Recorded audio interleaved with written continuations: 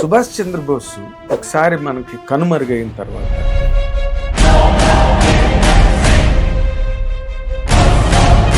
విమాన ప్రమాదంలో చనిపోయాడని ఒక కట్టుకథను వ్యాపింపజేశారు.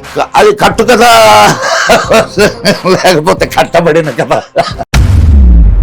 వెళ్ళి అక్కడ పరిశోధన చేస్తే అసలు విమాన ప్రమాదమే జరగలేదు అనే విషయం బయటకు వచ్చింది. విజయలక్ష్మి పండిట్ గారు ఒక స్టేజ్ మీద ఆయన గురించి అని చెప్పబోతుంటే జవహర్లాల్ నెహ్రూ గారు చెయ్యి గట్టిగా పట్టుకుని ఆవిడని చెప్పనివ్వలేదని చదివాను సార్. ఎందుకు వై 3 కమిషన్లు వేశారు. ఇది సుభాష్ చంద్రబోస్ డెత్ ఇష్యూ మీద మొదటి 2 కమిషన్లు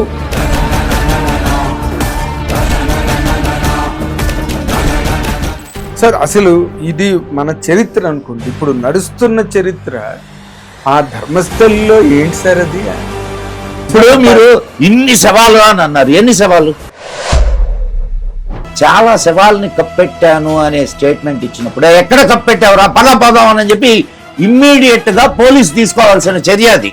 అవును, ఎందుకు తీసుకోలేదండి? పోలీసులు కూడా భయపడేటటువంటి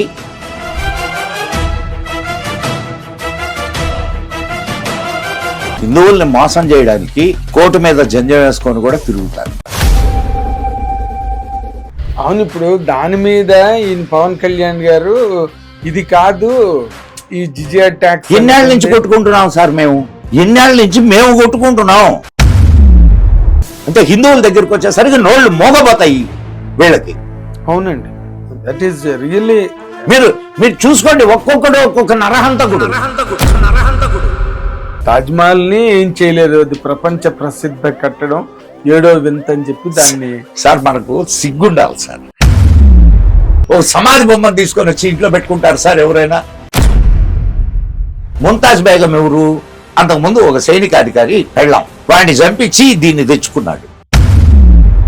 అంబేద్కర్ గారు మనుస్మృతిని ఎందుకు తగలబెట్టాడు? సార్ నేను ఒక్కటే విషయం నేను చెప్తాను సార్.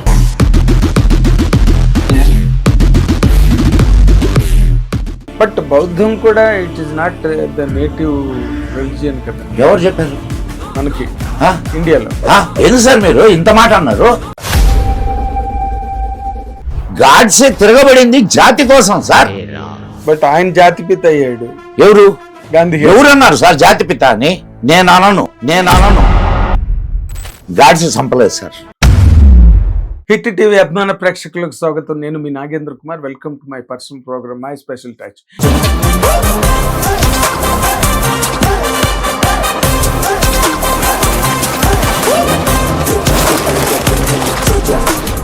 ఈ రోజునున్న ఈ కార్యక్రమానికి వచ్చిన ఈ గెస్ట్ గురించి చెప్పాలంటే ఆయన జ్ఞాన సముద్రం. అంటే ఆయన ఒక సమాచార అరణ్యం. ఎలాంటి సబ్జెక్టు మీదైనా ఆయన అనర్గళంగా మాట్లాడగలరు, నిరాఘాటంగా మాట్లాడగలరు, నిరంతరం మాట్లాడగలరు. ఏ సమాచారం అయినా ఈ ప్రపంచానికి సంబంధించి అసలు కొన్ని మాటలు, కొన్ని విషయాలు ఆయన విప్పి చెప్తున్నప్పుడు గగురుపాటు కలుగుతుంది అనమాట. అలాంటి అంటే చరిత్ర మడుగున, చరిత్ర పొరలలో దాగున్న, లేకపోతే మాటను పడిపోయిన ఎన్నో చారిత్రక విశేషాలకు సంబంధించి ఆయన ఒక పెద్ద భాండాగారం అనమాట. అలాంటి వ్యక్తి ఆయన ఇప్పుడు మనతో పాటు, గుప్తా గారు ఇప్పుడు మనతో పాటు స్టూడియోలో ఉన్నారు. వారిని మీ అందరి తరఫున సాదరంగా నేను ఈ కార్యక్రమానికి ఆహ్వానిస్తున్నాను. సార్ నమస్తే అండి. హిట్ టీవీ ప్రేక్షకులకు, ప్రత్యేకంగా మీకు మదన్ గుప్తా నమస్కారాలు. చెప్పండి సార్. చాలా చాలా పొడుగు, ఇప్పుడు భయం వేస్తుంది. అలాగని కాదు, ఎందుకంటే మీ ఇంట్రొడక్షన్ చాలా పొడుగు అయ్యేసరికి సబ్జెక్ట్ నాలెడ్జ్ ఈ రోజున నాలెడ్జ్ ఈజ్ పవర్ అని అన్నట్టుగా నాలెడ్జ్ అన్నది ఎవరిలోని ఉండట్లేదండి. అంటే ఏదో ఫాస్ట్ ఫుడ్ కార్యక్రమం లాగా అప్పటికప్పుడు అంతేగాని ఒక చరిత్ర గురించి మాట్లాడాలన్నా, మనకు తెలియని చరిత్ర అవశేషాలు అవనండి, ఆ రోజున మరుగున పడిపోయి మాటలు పడిపోయిన ఎన్నో వ్యవహారాలు. మనం ఇండియన్స్గా ఇక ప్రపంచంలో ఎవరికి లేని ఒక ఇబ్బంది ఏంటంటే, మనకి we get carried away by many falsehoods. in this country. Exactly your right sir, ah, exactly your right. And దానికి సంబంధించి ఎవరు చెప్పడానికి కూడా ఈ రోజున నాకు కనిపించింది మీరు ఒక్కరే బాబాయ్ అలా కాదు, ఉన్నారండి, చాలా మంది ఉన్నారు. సార్. కాకపోతే ఏమో భగవంతుడి కృప, నాకు 10 మందికి విషయాన్ని పంచుకునేటటువంటి అవకాశం ఇచ్చాడు అంతే. సార్ నేను ఒక ముఖ్యమైన విషయం అంటే నేను ఎక్కడో చదివిన మాటే అడుగుతున్నాను సార్. సుభాష్ చంద్రబోస్ ఒకసారి మనకి కనుమరుగైన తర్వాత, exactly the exact word you have used, yes right, కనుమరుగైన తర్వాత, నేను పోయిన తర్వాత నల్ల అదే కనుమరుగైన తర్వాత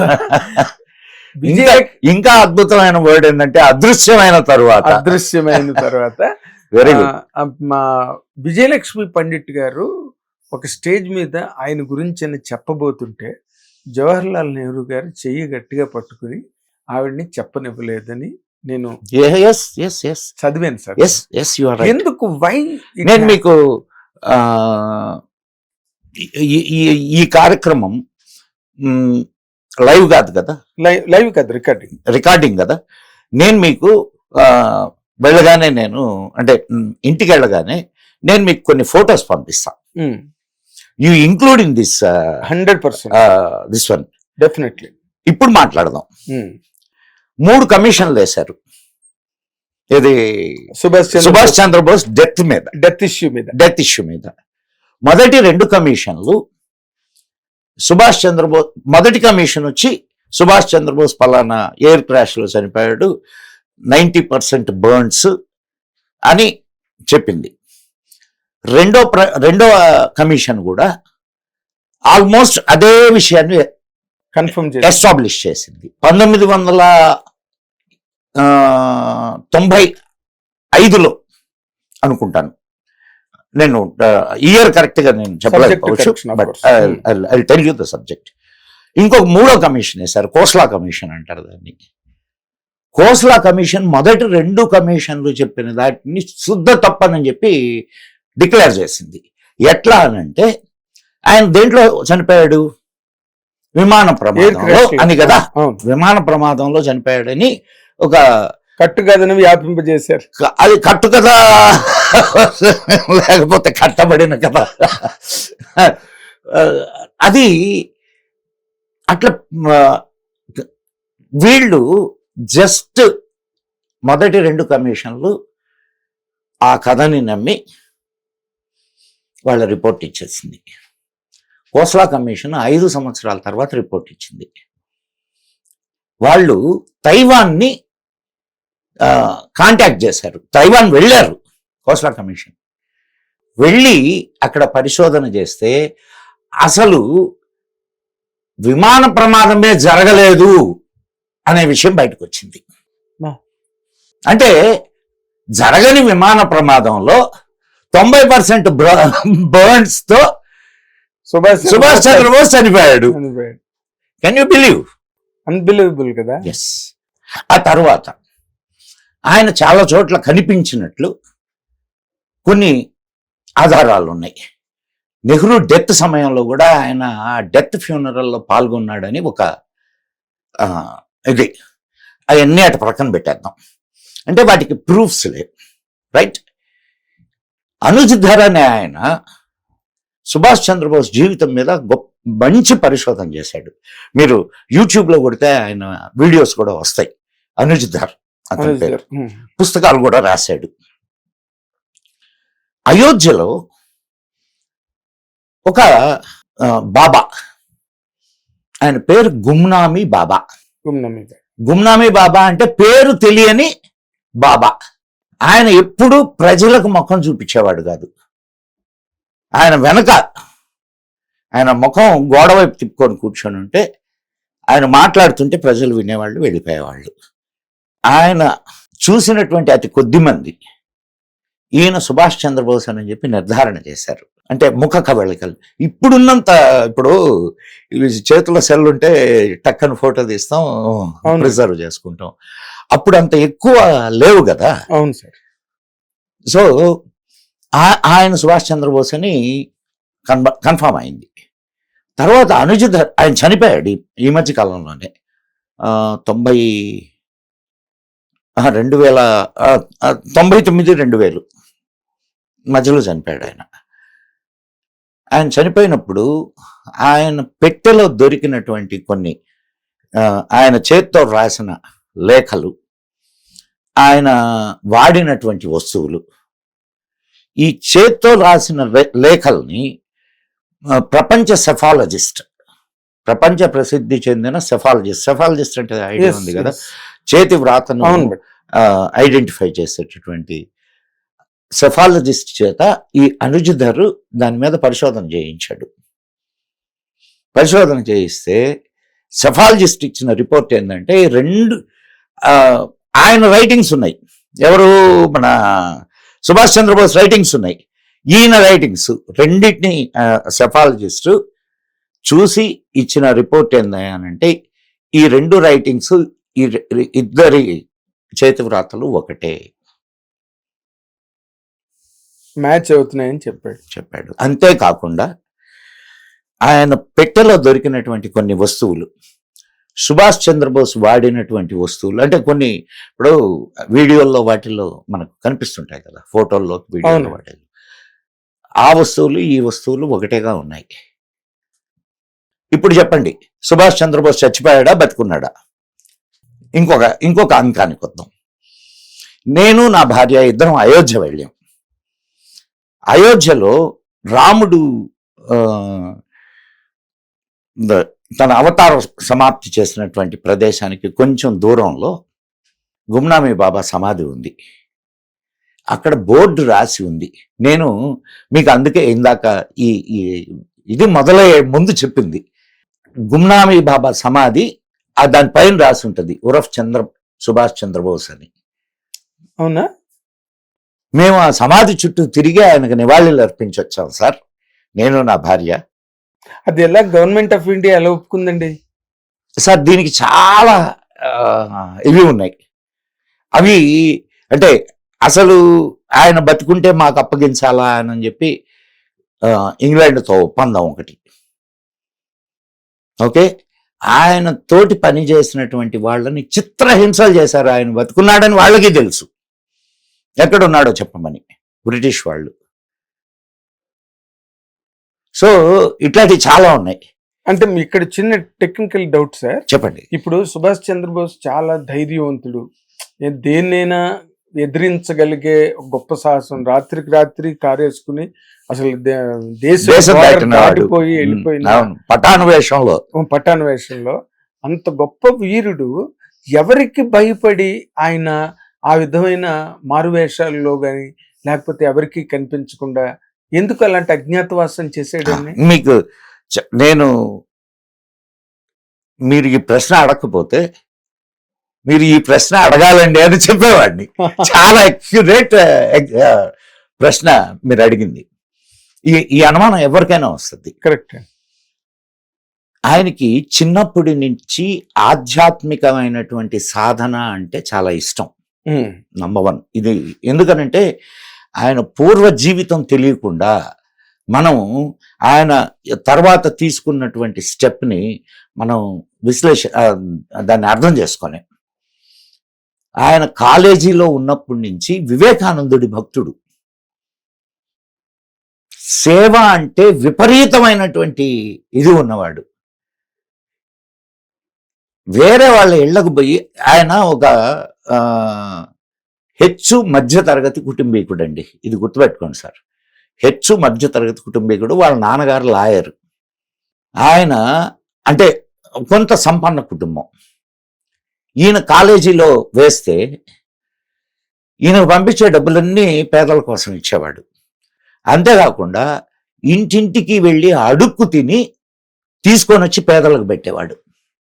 అంటే అంత కరుణాసముద్రమైనటువంటి హృదయం అయింది, అంత సేవా దృక్పథం కలిగినటువంటి ఆలోచన అయింది. తిరుగుబాటు మనస్తత్వం ఆయనకి వివేకానందుడి వల్ల వచ్చింది. అది ఆధ్యాత్మికమైనటువంటి తిరుగుబాటు. మనం ఆయన్ని తరువాత 1943లో అటు వీళ్ళు ఓడిపోయారు. ఎవరు? జపాన్ ఓడిపోయింది. జపాన్ సరెండర్ అయిపోయింది. ఇటు మన ఇండియన్ నేషనల్ ఆర్మీ, INA అంటారు, అవును. అది కూడా ఓడిపోయింది. ఆ సమయంలో ఆయన తన పోరాటాన్ని విరమించాడు. విరమించి మళ్ళా తన ఆధ్యాత్మిక జీవితానికి వచ్చేసాడు. మీకు ఇంకొక అద్భుతమైన విషయం ఇక్కడ చెప్తాను. ఎందుకు వచ్చిందో మరి మీరు ఎందుకు అడిగారో నాకు తెలియదు. ఇప్పుడు ఇస్కాన్ ని స్థాపన చేసిన వాళ్ళు ఉన్నారు కదా, అవునండి. శ్రీల ప్రభుపాద. ఆ, శ్రీల ప్రభుపాద ఈయన ఇద్దరు కాలేజ్ మేట్స్. ఓహో. శ్రీల ప్రభుపాద మధ్యలో ఒకసారి ఈయన్ని హెచ్చరిస్తాడు, నువ్వెందుకు ఇటువైపు వెళ్తున్నావు, మనది ఆధ్యాత్మిక మార్గం కదా, ఆధ్యాత్మిక మార్గంలోనే మనం పోదాం రా నాతోటి అని. కానీ నువ్వు చేసే ప్రయత్నం నువ్వు చేయి, నేను చేసే ప్రయత్నం నేను చేస్తాను అంటాడు. సో అతనికి ఉన్నటువంటి ఆ ఆధ్యాత్మిక తృష్ణ, నేను చేయగలిగినంత చేశాను అని, అయినా సరే నేను ఓడిపోయాను, సో దీని వెనుక ఏదో ఇంకొక నిర్ణయం ఉన్నది, భగవన్ నిర్ణయం అనే స్థితికి వచ్చిన తరువాత ఆయన అక్కడి నుంచి అదృశ్యమైపోయాడు. ఇది అంటే ఇది ఆయన ఎవరు రాయలేదు, ఎవరు చెప్పలేదు సార్. నేను ఆయన పాస్ట్ జీవితాన్ని, అంటే ఆయన పూర్వ జీవితాన్ని అండ్ తర్వాత జరిగినటువంటి సంఘటనల్ని, వీటిని అన్నిటిని బేరీజ్ వేసుకుంటే ఆయన ఈ నిర్ణయం ఎందుకు తీసుకున్నాడు అనే దానికి నాకు ఒక అంటే గవర్నమెంట్ ఆఫ్ ఇండియాకు ఉండే యంత్రాంగం, అడ్మినిస్ట్రేషన్ అనండి, లేకపోతే ఏదైనా స్పెషల్ ఇన్వెస్టిగేషన్స్ టీమ్స్ కానీ, సిట్స్ కానీ, లేకపోతే రకరకాల డిటెక్టివ్ ఏజెన్సీస్ అని, ఎంక్వైరీ కానీ ఇన్ని జరుగుతాయి కదా, వాళ్ళు ఎందుకు లొకేట్ చేయలేపారు, లేదా లొకేట్ చేసిన వదిలేశారా సుభాష్ చంద్రబోస్? లొకేట్ చేయలేదని ఎందుకు అనుకుంటున్నారు? రెండో మాట కరెక్ట్. అంటే దాన్ని గుప్తంగా ఉంచాలి అనుకోని కూడా ఉండొచ్చుగా.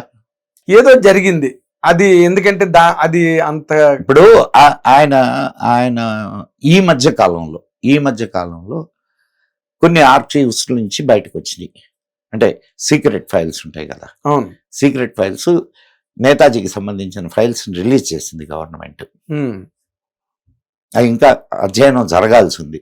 అదే వీళ్ళు బీజేపీ గవర్నమెంట్ వచ్చిన తర్వాతనే ఆయన వచ్చిన తర్వాతనే ఎర్రకోటలో సుభాష్ చంద్రబోస్ జ్ఞాపకార్థం ఒక ఎగ్జిబిషన్ ని కూడా ఏర్పాటు చేశారు. సర్దార్ వల్లభాయ్ పటేల్ విగ్రహం పెద్ద పెట్టారు.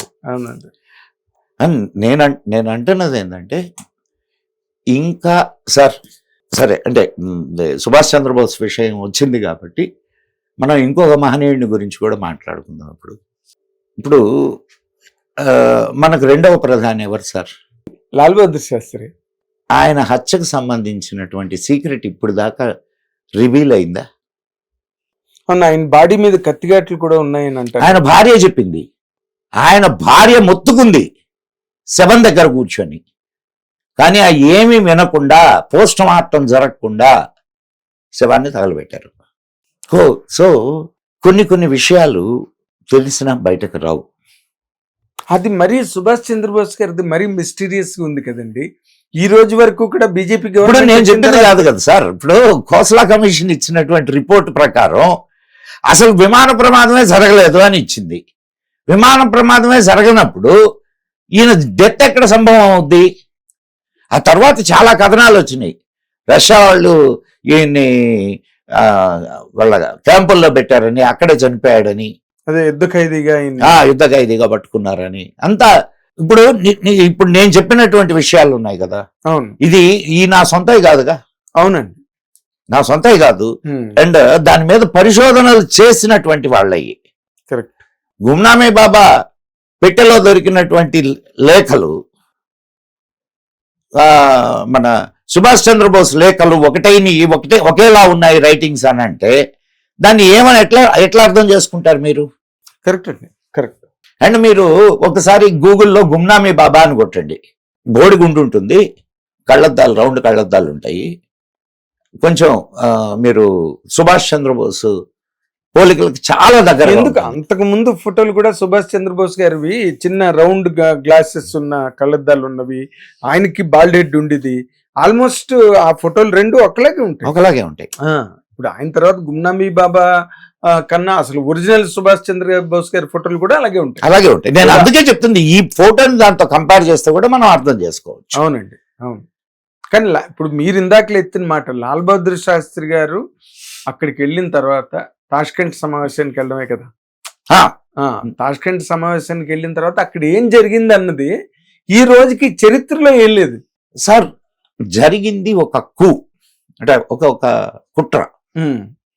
దానికి కావలసిన ప్రధానమైనటువంటి ఇదే ఏముంటుంది, ఆయన్ని పరిశీలించిన డాక్టరు లేదా ఆయన్ని పోస్ట్ మార్టం చేస్తే ఆ రిపోర్టు, అంతే కదా. అవునండి, ఈ రెండే కదా. అవును. పోస్ట్ మార్టం చేయడానికి ఒప్పుకోలా, తగలబెట్టేశారు పోస్ట్ మార్టం లేకుండానే. లాల్ బహదూర్ శాస్త్రి భార్య ఆమె, అండ్ దానికి తోడు బాడీ నీలంగా మారి ఉంది అని చెప్పింది. ఆమె పల్లెటూరు ఆవిడ. ఎవరు? లాల్ బహదూర్ శాస్త్రి భార్య, పల్లెటూరు ఆవిడ. సపోజ్ విషమిస్తే లేదా పాము గరిస్తే బాడీ ఎట్లా మారుద్దండి? అదే బ్లూ అయిపోతుంది, బ్లూయిష్ అయిపోతుంది. ఆమెకు తెలీదా? పల్లెటూరు ఆవిడ, వాళ్ళకే ఎక్కువ తెలుస్తాయి. అదే చెప్పింది. ఆమె లలితకి ఆన్సు అని చెప్పి ఒక పుస్తకం వచ్చింది. ఓహో, లలితకి ఆన్సు, లలిత కన్నీళ్లు చదవండి, తెలుస్తుంది. దాన్ని కూడా మట్టి పెట్టేశారండి. ఇదంతా కాంగ్రెస్ హయాంలోనే ఎక్కువ జరిగింది. ఎందుకంటే సరే, మీకు ఇంకొక సందర్భం వచ్చింది, చెప్పాలి కదా. ఇంకొక విషయం చెప్తాను నేనండి. రష్యాలో ఆయన శవాన్ని పరీక్షించినటువంటి డాక్టర్ ఒక కార్ యాక్సిడెంట్ లో చనిపోయాడు. మొత్తం కుటుంబం చనిపోయింది.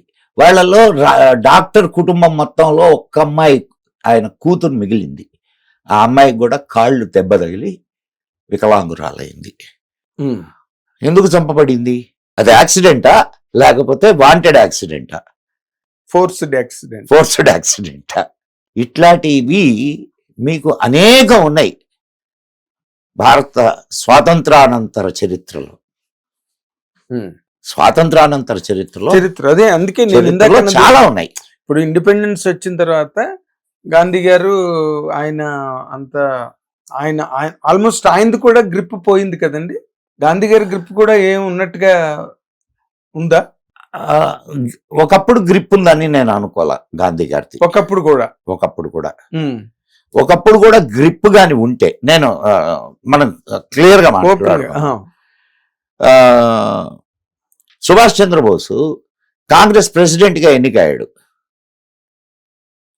అర్థమవుతున్నది. కాంగ్రెస్ ప్రెసిడెంట్ గా ఎన్నికయ్యాడు.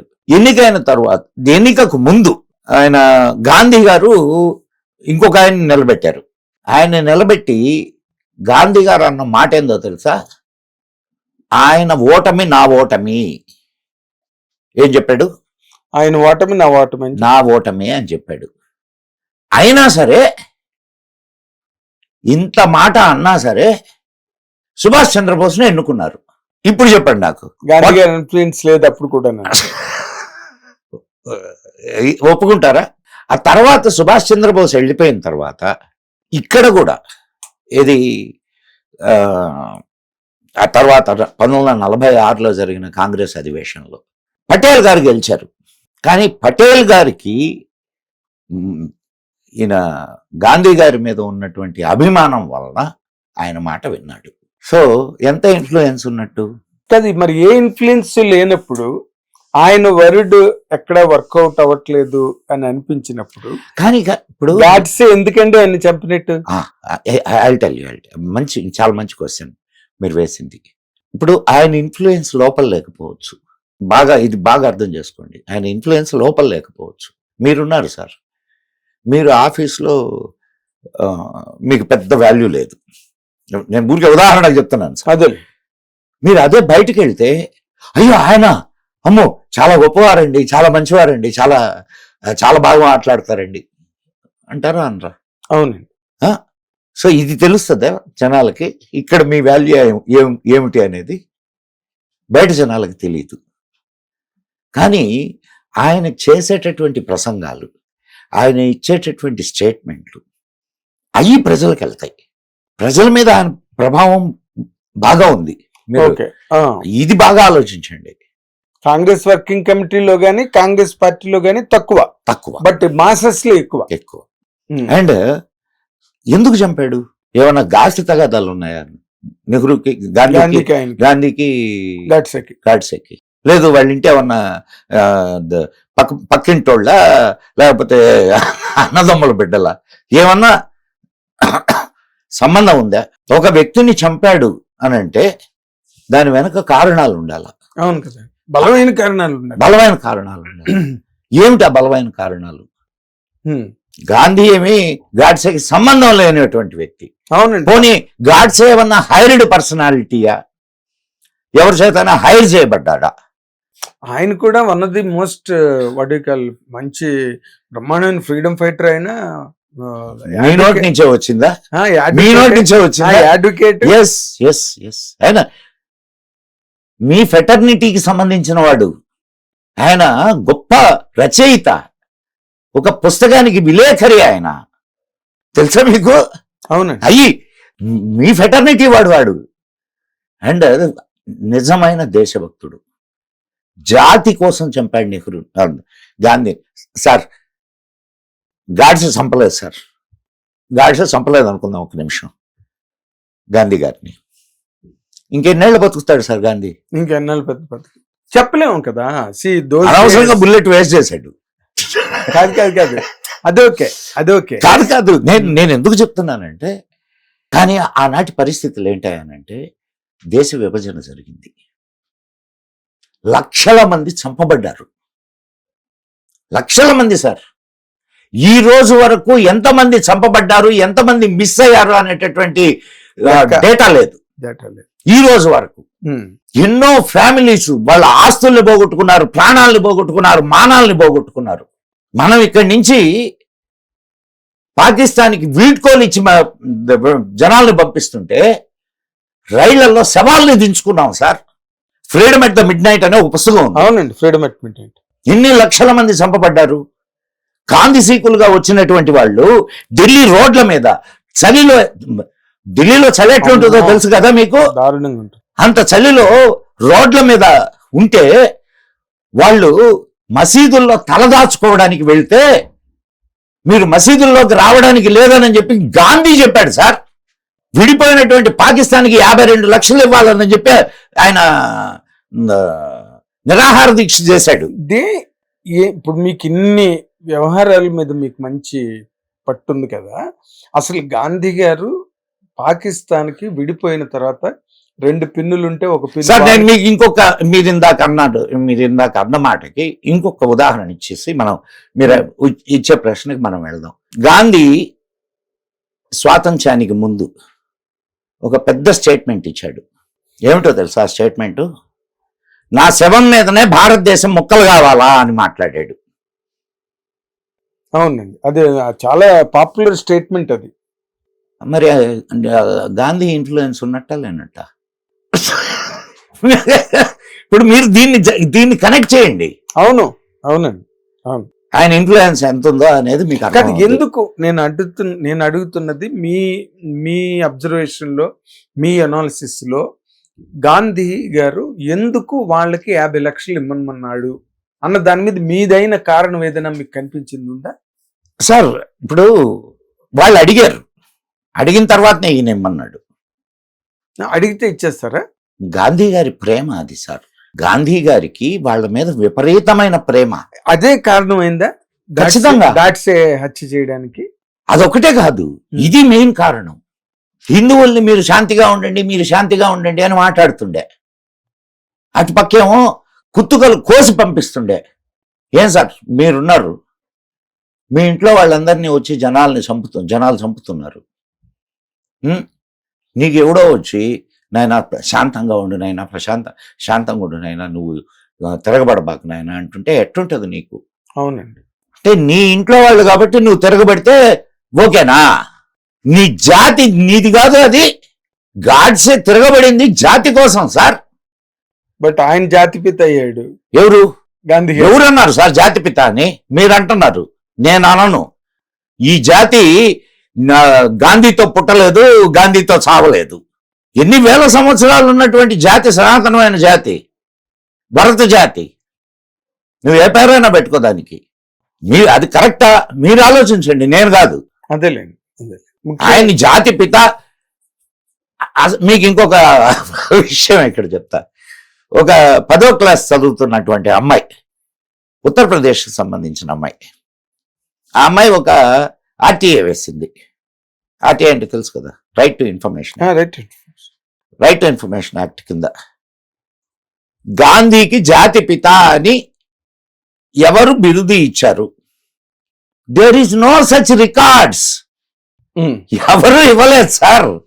వీళ్ళు చెప్పుకున్నారు జాతిపిత అని. కాంగ్రెస్ వాళ్ళు చెప్పుకోవడం మొదలెట్టారు. కాంగ్రెస్ వాళ్ళు చెప్పుకుంటున్నారు కదా అని చెప్పి మేము కూడా చెప్పుకోవడం మొదలు. అదే ఇప్పుడు కాంగ్రెస్, ఇప్పుడు గాడ్సే గారు మళ్ళీ ఆయన తాలూకా ఇటీవల రోజుల్లో ఆయన తాలూకా దాన్ని ఏమంటారు, మరణ వాంగ్మూలం. ఎందుకు ఆయన మరణ వాంగ్మూలం ఉంది ఒకటి. అదే అంటున్నా, మరణ వాంగ్మూలం. గాడ్సే మరణ వాంగ్మూలం ఉంది. అవును, దాన్ని బ్యాన్ చేశారు. ఈ మధ్య కాలంలో అది మళ్ళీ రిలీజ్ అయింది. మళ్ళీ వచ్చింది యూట్యూబ్ లోని అన్ని చోట్ల ఉంది, సోషల్ మీడియాలో. అవునండి. తర్వాత నేను ఇప్పుడు సార్, ఇప్పుడు నాణ్యానికి 2 వైపులు ఉంటాయండి. నాణ్యానికి 2 వైపులు ఉంటాయి. కానీ నాణ్యానికి 2 వైపులని చూపించకుండా మనకు దాన్ని గేడికి పెట్టి చూపించారు. ఆ నాణ్యాన్ని గేడికి పెట్టి చూపించారు. అదేలే సార్. అసలు ఇది మన చరిత్ర అనుకోండి, ఇప్పుడు నడుస్తున్న చరిత్ర. ఆ ధర్మస్థల్లో ఏంటి సార్ అది? ఏం చెప్పాలి చెప్పండి? ఆ శవాలేంటి? అసలు వాడేమో పొలిటికల్ ఇన్ఫ్లుయెన్స్ మీద నేను చేశానని చెప్తాడు వాడు. వాడిని అసలు వాడిని టచ్ చేయడానికి కూడా ఎవరికి ధైర్యం లేదు. వాడిని టచ్ చేయడానికి కూడా ఎవరికి ధైర్యం లేదు. అండ్ ఇప్పుడు మీకు ఇంతకుముందు కాంగ్రెస్ హయాంలో ఎవరైనా నాయకుడి మీద, కాంగ్రెస్ నాయకుడి మీదనో లేకపోతే వీధి నాయకుల మీదనో మీరు ఏదైనా కంప్లైంట్ ఇవ్వాలా అనుకుంటే, కంప్లైంట్ ఇవ్వాలని పోలీస్ స్టేషన్కి వెళ్తే తీసుకునేవాళ్ళు కాదు. కంప్లైంట్ తీసుకునేవాళ్ళు కాదు సార్. ఇప్పుడు అట్టయింది పరిస్థితి అక్కడ. గవర్నమెంట్ ఎవరిదైనా రానియండి, ఇర్రెస్పెక్టివ్ ఆఫ్ గవర్నమెంట్స్. ఒక పక్క దాన్ని ఖననం చేసినోడు, నేను ఖననం చేశాను, ఇన్ని శవాల్ని ఖననం చేశానని చెప్తున్నాడు వాడు. అండ్ ఎక్కడెక్కడ చేశానో చూపిస్తానని అన్నాడు వాడు. అంటే వీళ్ళు తర్వాత కూడా పోలీసు యంత్రాంగం దానికి స్పందించాల. రికార్డ్ చేసుకున్నాయి, అది బయటకు వచ్చింది వ్యవహారం. ఇప్పుడు ఇట్లాంటి విషయం, సపోజ్ ఇట్లాంటి విషయం ఇక్కడెక్కడో జరిగింది సార్. పోలీస్ వ్యవస్థ ఏం చేయాలా? ఇమ్మీడియట్ గా రంగంలో ఇన్వెస్టిగేట్ చేస్తారు. చేయాలి కదా. వీడు చెప్పింది నిజమా కాదా, ఒరే ఎక్కడెక్కడ పాతి పెట్టావు పదా తీసుకుపోయి ఎక్కడెక్కడ పాతి పెట్టాడు వాటిలన్నిటి తొవ్వి తీయాలన్నా పర్లేదా? అవునండి. తొవ్వి తీసిన తర్వాత దాన్ని DNA టెస్ట్ కి పంపించాలన్నా పర్లేదా? అవును. జరిగిందా? అదే ఎందుకు జరగలేదండి?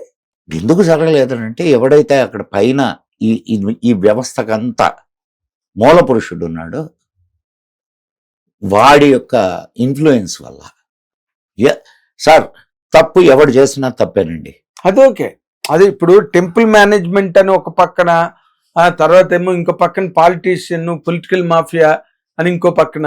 సార్, ఎవడైనా ముందు నేరం అనేది జరిగింది కదా. అవును. ఒక నేరం అనేది జరిగినప్పుడు పొలిటికల్ మాఫియానా, ఇప్పుడు ఇన్ని జరిగినాయి అని అన్నా చెప్పారా? ఇప్పుడు దాకా ఇన్ని సవాళ్ళు బయటకు వచ్చినాయి అని చెప్పారా? ఎవరు అసలు అక్కడ ఇన్ని సంవత్సరాలు మీరు ఇన్ని సవాలు అని అన్నారు. ఎన్ని సవాలు? Round about 100. ఎట్లా చెప్తారు రౌండ్ అబౌట్ 100 అని? అవును. మనం ప్రశ్నించాల్సింది ముందు ఇన్వెస్టిగేట్ చేయండి. 10 సవాలా, 20 సవాలా, మీరు అన్నట్టు 100 శవాలా అనేది? ఇప్పుడు ఆ కంప్లైంట్ చేసిన వాడి తాలూకా ఐడెంటిటీని కానీ లేకపోతే అవైలబిలిటీని కానీ రీచబిలిటీ వాడిని యాక్సెసిబిలిటీ బతకనిస్తారా? అది వాడు బతుకుతాడా? అదే గోప్యంగా ఉంచారని. ఎందుకు గోప్యం? అంటే వాడు ఎవరి పేర్లు చెప్తాడో ఏంటో అని భయమేమో. ఎందుకు గోప్యం? ఎందుకు? ఎవరి పేర్లైనా చెప్పనేయండి సార్. నా పేరు చెప్పాడు, నా పేరు చెప్పినప్పుడు you can come and investigate. కాదు సార్, మీరు ఇన్వెస్టిగేట్ అంటే అసలు వాడు చెప్పడు కదా. ఇప్పుడు ఇక్కడ జరుగుతున్నది ఏంటి, వాడు చెప్తే ఇన్వెస్టిగేషన్కి వెళ్తారు. బట్ ఆ పర్సన్ వాడు చెప్పాడు కదా, నేను చాలా అన్నాడు వాడు. అవును, వాడు నంబర్ చెప్పాలా? Number for your kind information, చాలా శవాలని నేను కప్పెట్టాను అన్నాడు. కప్పెట్టాను అని అన్నాడు. చాలా శవాలని కప్పెట్టాను అనే స్టేట్మెంట్ ఇచ్చినప్పుడు ఎక్కడ కప్పెట్టావురా, పదం అని చెప్పి ఇమ్మీడియట్ గా పోలీసు తీసుకోవాల్సిన చర్య అది. అవును, ఎందుకు తీసుకెళ్లేదండి? పోలీసులు కూడా భయపడేటటువంటి వ్యక్తులు ఎవరో దీని వెనక ఉన్నారు అని అక్కడ దానికి అర్థమవుతుంది. మీ ఆలోచన పరంగా వాళ్ళు టెంపుల్ అథారిటీయే కావచ్చు, పొలిటికల్ పీపులే కావచ్చు సార్. టెంపుల్ అథారిటీయే పొలిటికల్ పీపుల్ కదా అక్కడ. ఇప్పుడు రెండు ఒకరే. అది ఎప్పుడో 1956 ఎప్పుడు వరకు అసలు అక్కడ పోలీస్ స్టేషనే లేదంట సార్. అక్కడ ధర్మస్థలి ఆ ఏరియాలో నేత్రావతి నది కానీ లేకపోతే ఇవతల కుకే ఇవన్నీ ఉన్న ప్లేస్ లో పోలీస్ స్టేషన్ లేదంట. అవును సార్. సార్ ధర్మస్థల అద్భుతమైనటువంటి దాని మీద సినిమా వచ్చింది కదా. అవును, అదే మంజునాథ. అవును, అద్భుతమైనటువంటి ధర్మస్థల ఇస్ ఒక అద్భుతమైన పుణ్యక్షేత్రం సార్. పుణ్యక్షేత్రం అయినంత మాత్రాన అక్కడ నేరాలు జరగవని అనుకోకండి. తిరుపతి పుణ్యక్షేత్రం కాదు మనకి. ఎందుకు కదండి, ఎన్ని నేరాలు జరుగుతున్నాయి. అయితే ఇక్కడ ఇట్లా హత్యలు జరుగుతున్నాయో లేదో తెలియదు కానీ ఇది తిరుపతి అన్నది ఆర్థిక నేరాలు విపరీతంగా జరుగుతాయి అక్కడ. అదేలేండి, అదే 24 hours లైవ్ లో ఉండే అది కూడా అంతేనండి. ధర్మస్థలికి అంత లేదండి. అయ్యో భలే వాళ్ళే, మీరు వెళ్ళిరండి ఒకసారి తెలుస్తుంది ధర్మస్థల. మేము వెళ్ళొచ్చాం, ఎప్పుడు లైవ్ లోనే ఉంటుంది అది. అది ఇప్పుడు ప్రెసెంట్ జరిగిన దాని ప్రకారం ఇంకా ఇన్వెస్టిగేషన్స్ జరుగుతున్నాయి, ఇంకా తవ్వకాలు జరుగుతున్నాయి, ఏదో దొరుకుతున్నది అంటున్నారు, దొరకలేదు, ఇలాగేదో జరుగుతున్న దానిలో ఇది ఏ రకం తవ్వకాలు జరగలేదు సార్. ఇప్పుడు తీస్తున్నారు కదా సార్ బయటికి. ఎన్ని వచ్చినాయి? అదే ఎన్ని వచ్చినా ముందైతే ప్రాసెస్ హ్యాస్ స్టార్టెడ్. దానికి ఇంత కాలం ఎందుకు? వాడు స్టేట్మెంట్ ఇచ్చిన వారం తర్వాత 10 రోజుల తర్వాత మొదలైంది అంటే ఈ పాటికి ఎన్ని మాయమైపోయి ఉండాలా? ఇది ఈ పాయింట్ రిలవెంట్ పాయింట్. ఇప్పుడు తవ్వుతున్నారు, తవ్విన వాటిల్లో ఎన్ని బయటపడుతున్నాయి? పోనీ ఏమన్నా ఒక్కటన్నా ఇదిగో ఇక్కడ శవం ఉందని బయటకు వచ్చిందా? కొన్ని సైట్స్ లో అసలు లేవంటున్నారు. కొన్ని సైట్స్ లోనే దొరుకుతున్నాయి కదా. అవును. DNA టెస్ట్లు ఏమన్నా చేయించారా? ఏదో పంపించామంటున్నారు కదా, టెస్టులకి పంపించామంటున్నారుగా సార్. ఎంతవరకు బయటకు వస్తుందో నాకైతే నమ్మకం లేదు. నేను అదే మిమ్మల్ని అడిగిపోతున్నా, నాకైతే నమ్మకం. మీ అనాలిసిస్ లో ఏ రకమైన మలుపు తీసుకోవచ్చు? ఎందుకంటే బికాస్ దీనికి కారణం ఏంటంటే సార్, ఇప్పుడు అది ఒక పుణ్యక్షేత్రానికి, అంటే ఒక హిందూ మతంలో ఒక అత్యంత. సార్ ఒక్క మాట చెప్తానండి, అక్కడ పుణ్యక్షేత్రం, దానికి పుణ్యక్షేత్రం అయినంత మాత్రాన అక్కడ తప్పులు జరగవని చెప్పకండి. పుణ్యక్షేత్రం అయితే తప్పులు జరగవా? తప్పు ఏంటిది, ఘోరాలు కదా. ఘోరాలే. ఈటీవీలో వచ్చే కాదు సార్. ఇప్పుడు మన యాదగిరిగుట్ట ఉంది, యాదగిరిగుట్టలో హత్యలు జరగవా, నేరాలు జరగవా? ఇది పెద్ద నేరం. నేను పుణ్యక్షేత్రం అయినంత మాత్రాన నేరాలు జరగవు, ఘోరాలు జరగవు అని అనుకోకండి. ఎందుకంటే అక్కడ ఉండేది కూడా మనుషులే. అఫ్ కోర్స్ అక్కడ అంటే ఇప్పుడు అక్కడ ఉండేటటువంటి వాళ్ళు ఎంత క్రూరులో దీన్ని బట్టి మనకు అర్థం అవుతుంది. నిఘా లేదు, పోలీస్ వ్యవస్థ లేదు. ఎందుకు లేదు సార్? అన్నీ ఉన్నాయి. 16 ఏళ్ల క్రితం సార్ అన్నీ ఉన్నాయి, ఎవరు పట్టించుకోవడం లేదు. దయచేసి ఇది అన్నీ ఉన్నాయి, అన్నీ నిర్వీర్యమై ఉన్నప్పుడు ప్రయోజనం ఏంటి? ఇక్కడ పోలీస్ వ్యవస్థ ఉంది సార్. నా గుళ్ళు అనేకం ఆ, ధ్వంసం చేశారు. జరగలా ఇక్కడ హైదరాబాద్ లో? ఏం చేస్తుంది పోలీస్ వ్యవస్థ? హైదరాబాద్ ఏంటి, ఆంధ్రప్రదేశ్ లో ఆంధ్రప్రదేశ్ లో జరగలా? రామతీర్థం జరగలా? జరిగింది కదా. ఏం చేస్తున్నారు పోలీస్ వ్యవస్థ? పోలీస్ వ్యవస్థ ఎప్పుడూ కూడా పలుకుబడి డబ్బు ఉన్నవాడికి అనుకూలంగా పనిచేస్తుంది పోలీస్ వ్యవస్థ. ఇది ఇప్పుడు ఒకవేళ పోలీసులు కాదన్నా కూడా ఇది వాస్తవమా కాదా? వాస్తవంలో జరుగుతున్నది ఇప్పుడు లేటెస్ట్ జరిగిన సంఘటన అదే కదా చెప్తుంది. మరి పోలీస్ హ్యాస్ నెగ్లెక్టెడ్ అన్న దాని మీదే కదా చెప్తున్నారు. ఇప్పుడు నెగ్లెక్టెడ్ కాదు, నిర్వీర్యమైంది. Negligency is different. నెగ్లిజెన్సీ అంటే ఎట్లుంటదంటే ఇవాళ చేయాల్సింది రేపు చేయడం. అవునండి. నిర్వీర్యం కావడం ఏంటంటే అసలు చెయ్యకపోవడం. డిటీరియేట్ అయిపోయింది. డిటీరియేట్. అక్కడ మీకు సార్ అంటే ఇప్పుడు ఇదేమి జరగదు, ఎలా మూసేస్తారండి ఇంత ప్రపంచ వ్యాప్తంగా? సార్ ఏంది సార్, ఇందాక నుంచి మనం చాలా విషయాలు మాట్లాడుకున్నాం. అంటే అప్పుడు ఇప్పుడు సుభాష్ చంద్రబోస్ గారు లేకపోతే ఇంకో కాదు, ఈ దేశపు ప్రధాని, రెండవ ప్రధాని, అతి గొప్ప ప్రధాని అనుకున్నటువంటి చావుకే దిక్కులేదు. ఆఫ్టర్ ఆల్ సామాన్యుల చావు ఎంత ఖరీదైంది? అంతకంటే ఖరీదైందా?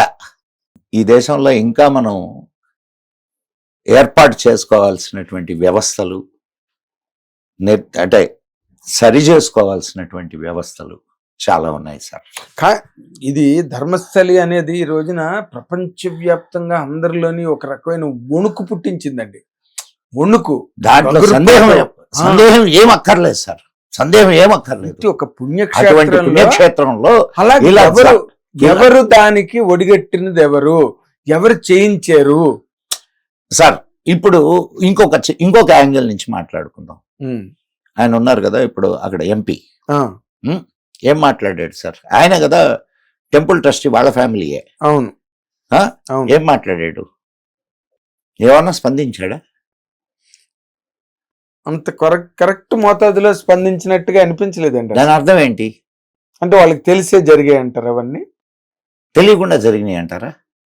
ప్రశ్నకు ప్రశ్న సమాధానం కాకపోవచ్చు, కానీ ప్రశ్నకు ప్రశ్నలోనే సమాధానం ఉంది. అవునా కదా సార్?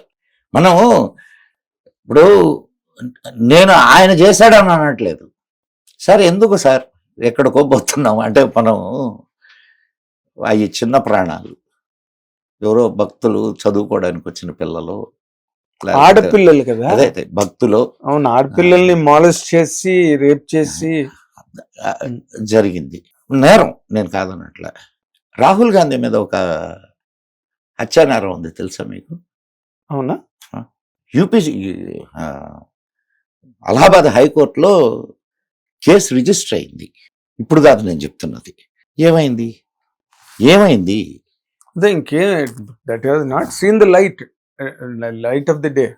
ఎవరో కాదు, ఒక కాంగ్రెస్ నాయకుడి కూతురు దాని మీద స్పందించి కోర్టులో కేసేసిన వాడు ఎవడో కాదు, ఎమ్మెల్యే. తెలుసా అసలు మీకు? నేను it is out of my knowledge. It's out of my knowledge. And ఎందుకు ఇప్పుడు లిక్కర్ కేసులో అంటే నేను మీకు ఊరికే ఒక ఉదాహరణ చెప్తున్నా. కేసు డిఫరెంట్ కావచ్చు. లిక్కర్ స్కామ్ లో నిందితులు ఎవరు? ఎవరైనా జైల్లో ఉన్నారా? చెప్పండి. ఎవరు లేరుగా. సరే, ఇప్పుడు ఈ కేసులో ఏది మన పత్రిక ఉంది కదా, 2400 కోట్లు సార్, నేషనల్ హెరాల్డ్ కేసులో నిందితులు ఎవరు బయటకు వచ్చారా? ఎందుకు రాలా? కాదండి, ఎందుకు రాలేదు సార్? అది వచ్చిన వాళ్ళు బెయిల్ మీద బయట ఉన్నారు సార్. అదే అంటున్నాను సార్, వచ్చిన వాళ్ళు. ఇప్పుడు రాహుల్ గాంధీ, సోనియా గాంధీ బెయిల్ మీద బయట ఉన్నారు, శిక్ష పడుతుందంటారా? మరి ఇక్కడ జగన్ గారు కూడా బెయిల్ మీదే ఉన్నారు కదండి ఏపీలో. మరి మీరే చెప్తున్నారు కానీ నేను కాదు. నడుస్తారు కదా. అది భారతదేశంలో జనరల్ గా ఏంటంటే అందరికీ ఒకటే న్యాయం అని చెప్పి చెప్పడం అలవాటైపోయింది తప్ప అందరికీ ఒక న్యాయం జరగడం లేదు సార్. నేను అసలు మనం న్యాయ వ్యవస్థ, ఇంకొక చిన్న ఉదాహరణ చెప్తాను. మీరు దొంగతనం చేశారు, పేదవాడు దొంగతనం చేశాడు, నేను గొప్పవాడిని, నేను దొంగతనం చేశా. మీకు నాకు ఒకటే శిక్ష సార్. కాదు కదా. ఆ? మన న్యాయస్థానంలో ఒకటే శిక్ష కదా. అక్కడ దొంగతనానికి శిక్ష. కరెక్ట్ అని న్యాయ వ్యవస్థ అంటారా? కాదు కదండి, మరి కాదు కదా. కంప్లీట్ గా ఫ్లాస్ అంత అన్ని చోట్ల ఈ లోపభూయిష్టమైన న్యాయ వ్యవస్థ, ఈ న్యాయ విధానం ఇవన్నీ ఇండియాలోని. సార్ ఇవన్నీ ఉన్నప్పుడు నేరస్తులు తప్పించుకుంటూనే ఉంటారు. ధర్మస్థలు ఎందుకు ఉండదు అంటారా? అంతే. నేను ఇప్పుడు మీకు ఆ ఆన్సర్ మీ దగ్గర నుంచి వస్తే బాగుంటుందని నేను ఇన్ని ఉదాహరణలు చెప్పింది. అదేలేండి. అంటే మీరు ఇందాకలా గుళ్ళు గోపురాలు తగిలిపెట్టేశారన్న దాంట్లో ఒక పాయింట్ అండి. ఇప్పటికీ తాజ్ మహల్ ని తేజోమహాలయ అంటారు. తేజోమహాలయ. అండ్ అక్కడ లోపల శివలింగం స్టిల్ ఇట్ ఈస్ దేర్ అనే మూసివేయబడినటువంటి గదులు ఉన్నాయి. కింద మాళిగలో అక్కడికి ఎవరిని పోనీరు. వై అండి? Why it is not open? ఇప్పుడు బీజేపీ గవర్నమెంట్ వచ్చింది కదా సార్. ఎవరు వచ్చినా ఇది జరగవు సార్. సార్ బీజేపీ గవర్నమెంట్ వచ్చింది, శివలింగం ఒక పక్కన కనిపిస్తూ ఉంది. ఎక్కడ? మన కాశీలో ఒరిజినల్ శివలింగం తెలుసా మీకు? అవునండి. ఇది వజూగానాలో శివలింగం ఉన్నది. బీజేపీ గవర్నమెంటేగా. శ్రీకృష్ణ జన్మస్థాన్ తెలుసా మీకు? దాని స్టోరీ తెలీదండి. శ్రీకృష్ణ జన్మస్థాన్ ల్యాండ్ మదన్ మోహన్ మాలవ్యకి యాక్చువల్ గా ఇది ఇప్పుడు మసీద్ ఉందే, అది యాక్చువల్ శ్రీకృష్ణ జన్మస్థాన్. మీరు బాగా అర్థం చేసుకోండి. శ్రీకృష్ణ జన్మస్థానం ఇప్పుడు మసీద్ ఉన్నటువంటి ప్రదేశం. అది ఒక రాజుది. రాజు ఒక జమీందారికి అమ్మాడు దాన్ని. కాశీ జమీందారు కూడా దెబ్బతిన్న తరువాత అది చాలా తక్కువ రేటుకి ఈయనకిచ్చారు. ఎవరికి? మన మదన్ మోహన్ మాలవ్యకి. మదన్ మోహన్ మాలవ్య తెలుసు? మదన్ మోహన్ మాలవ్యకి ఇచ్చారు. మదన్ మోహన్ మాలవ్య అప్పటికి కబ్జా అయింది. ఆ స్థలము ముస్లింస్ కబ్జా చేశారు. తర్వాత దాన్ని కోర్టులో వేశారు. మదన్ మోహన్ మాలవ్య చనిపోయాడు. తర్వాత బిర్లా ట్రస్ట్ కి అది వెళ్ళింది. కోర్టులో కేసేస్తే ల్యాండ్ ఎవరి పేరు మీద రిజిస్టర్ అయ్యింది? కృష్ణ జన్మస్థాన్ ట్రస్ట్. కృష్ణ జన్మస్థాన్ ఇంకోటి ఏదో ఉంది మధ్యలో పదం. ఆ ట్రస్ట్ పేరు మీద రిజిస్టర్ అయింది. కోర్టులో కేసు అవుతుంది.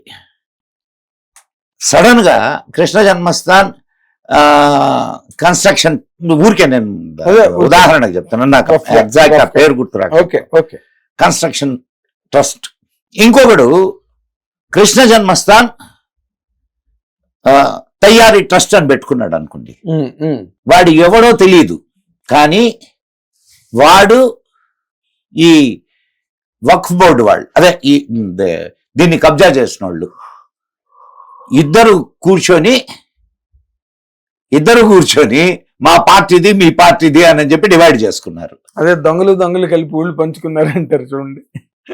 ఇప్పుడు అసలు డాక్యుమెంట్లు బయటకు వచ్చినాయి.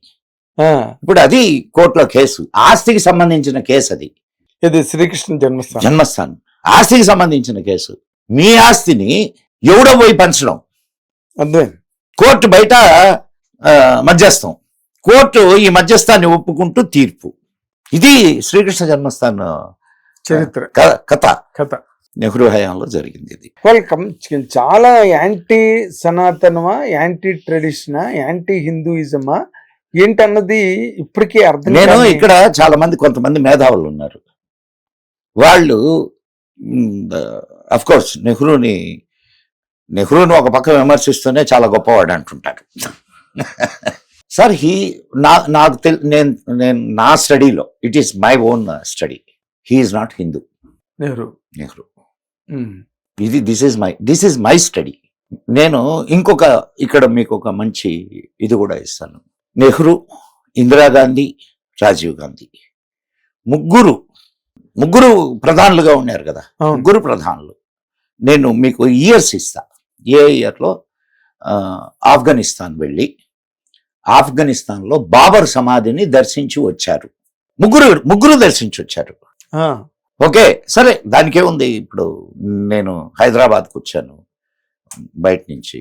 ఇక్కడ ఇవి ఉన్నాయి కదా, సమాధులు ఉన్నాయి కదా, అవి చాలా బాగా కన్స్ట్రక్షన్ అయ్యి ఓల్డ్ కన్స్ట్రక్షన్స్ కదా, చూడడానికి వెళ్ళి ఉండొచ్చు. కానీ నట్వర్ సింగ్ పేరున్నారా? నట్వర్ సింగ్ అతను నాన్ కాంగ్రెసా? కాదు, కాంగ్రెస్ కోటరీలో మనిషి. అవును, ప్రధానమైన వ్యక్తి, ప్రధానమైన నట్వర్ సింగ్ అంటే కదా. ఆయన ఇందిరాగాంధీ వెనకే ఉన్నాడు. ఏది ఆఫ్ఘనిస్తాన్లో బాబర్ సమాధుల దగ్గరికి వెళ్ళినప్పుడు ఇందిరాగాంధీ అన్న మాటలు ఏందో తెలుసా? ఇన్నాళ్లకు మా పూర్వీకుల సమాధులు చూసేటటువంటి అదృష్టం నాకు కలిగింది. ఈ మాట నట్వర్ సింగ్ తన జీవిత గాథ one life is not enough లో రాసుకున్నాడు. స్టార్ట్లింగ్ ఫ్యాక్ట్స్ అండి ఇవన్నీ. ఇప్పుడు మీరు చెప్పండి నాకు, ఇప్పుడు మీరు అతన్ని ఏమనుకుంటారు? హిందువుల్ని మోసం చేయడానికి కోటు మీద జంజం వేసుకొని కూడా తిరుగుతారు. అదేలే. సో ఇంతకంటే మీకు ఇప్పుడు ఎవరో ఆర్ఎస్ఎస్ వాడు చెప్తే నేను నమ్మను,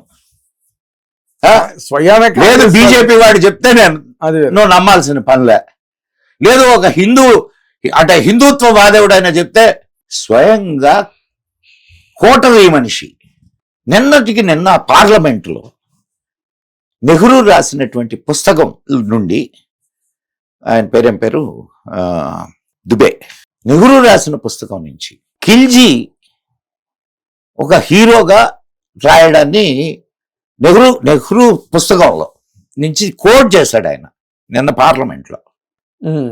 రాణా ప్రతాప్ ఒక దొంగ, ఒక దోపిడీదారు, ఒక తిరుగుబాటుదారుడు, అక్బర్ మహాత్ముడు, బాబర్ మహాత్ముడు, గోరీలు ఖిల్జీలు వీళ్ళు గొప్ప గొప్ప వీరులు. ఇది మనం చదువుకున్న చరిత్ర. అవును, ఇప్పుడు దాని మీద ఈయన పవన్ కళ్యాణ్ గారు ఇది కాదు ఈ జిజియా ట్యాక్స్ ఎన్నేళ్ల నుంచి కొట్టుకుంటున్నాం సార్, ఎన్నేళ్ల నుంచి మేము కొట్టుకుంటున్నాం. మేము ఇదే కదా చెప్తున్నాము. మేము ఇచ్చేటటువంటి సాక్ష్యాలు ఏవైతే ఉన్నాయో మేము ఎక్కడో బయట నుంచి సాక్ష్యాలు తీసుకోవడంలే. మేము తీసుకుంటున్నది అయినే ఈ అక్బర్నామా అయినే అక్బరి, వీటిలో నుంచి సాక్ష్యాలు చూపిస్తున్నాం మేము. ఎవరు అది రాసింది?